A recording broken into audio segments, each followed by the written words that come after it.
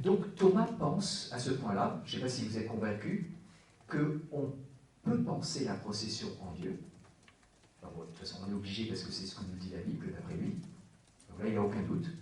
Mais qu'on peut penser une forme de procession qui ne va pas rompre l'unité. Alors, maintenant, la deuxième question, c'est quelles sont les processions?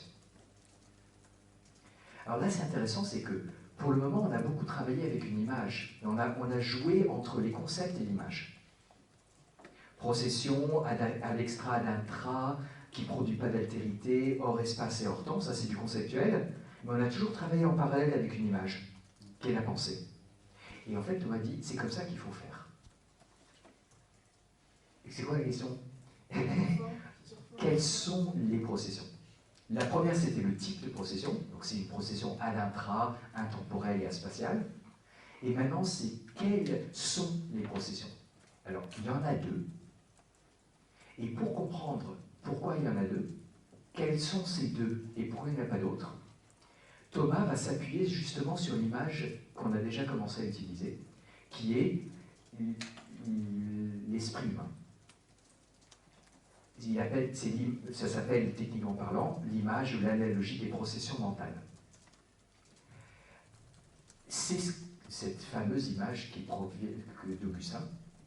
L'esprit humain est image de la Trinité. Mais c'est plus ancien que ça. Qui étaient les premiers à dire que le Verbe éternel de Dieu, c'était très semblable à la pensée humaine et au Verbe intérieur?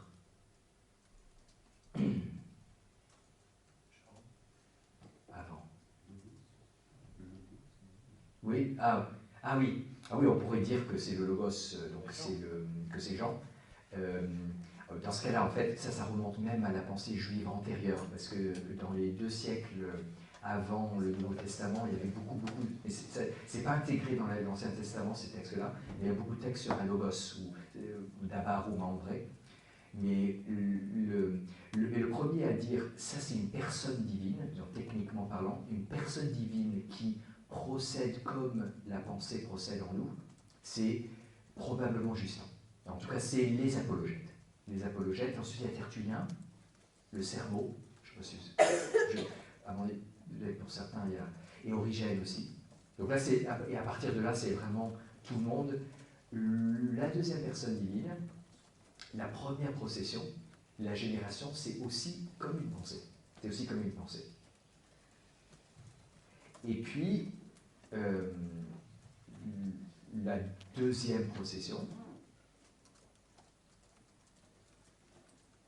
déjà même chez Augustin, là c'est vraiment Augustin, je crois, qui a introduit ça, que c'était la deuxième procession mentale, la volonté. Alors, en fait, c'est très très classique.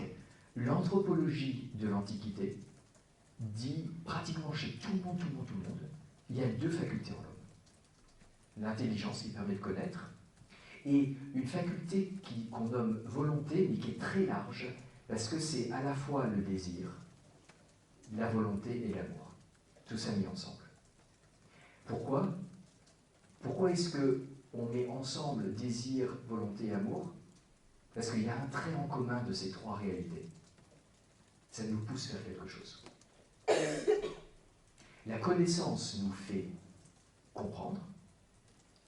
Le désir, la volonté et l'amour nous poussent, nous met en mouvement.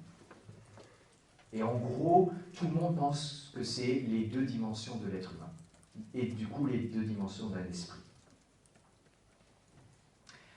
Alors, encore une fois, Thomas n'est pas en train de prouver, à partir de l'esprit humain, que c'est comme qu'en Dieu, ça marche comme ça. Ce qu'on va voir maintenant, c'est plutôt cette démarche de cohérence. On sait qu'en Dieu, il y a 2 processions. On sait qu'il y en a une qui est celle du Verbe, on sait qu'il y a celle de l'Esprit, et quand on passe par l'image, on en comprend la cohérence. Alors parfois, il va aller un tout petit peu trop loin, mais je ne crois pas qu'on va y arriver aujourd'hui. Et en plus, vous n'avez plus la force. Plus que 10 minutes. Okay.